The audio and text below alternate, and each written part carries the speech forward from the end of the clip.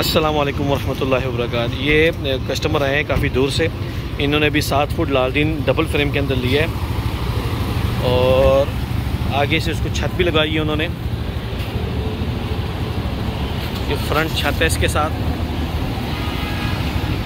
Frame اس کا double ہے، white Zong سنگ انجن ہے۔ بھائی آپ کہاں سے آئے ہیں؟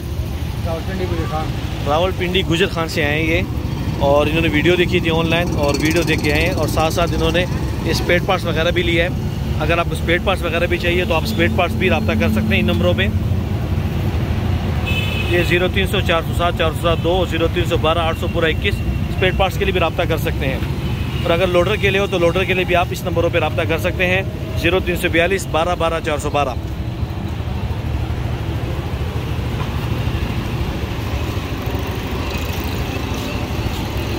اور اس کے ساتھ بالکل سفید ٹریڈر ہے، یہ بھی ہماری ہے، آپ یہاں پہ بھی آ کے لے سکتے ہیں۔ ہر قسم کی گاڑیاں ہمارے پاس اویلیبل ہوتی ہیں۔ اس میں لوڈر ہے، چنچی رکشے ہیں، باقی رکشے ہر قسم کے اویلیبل ہیں۔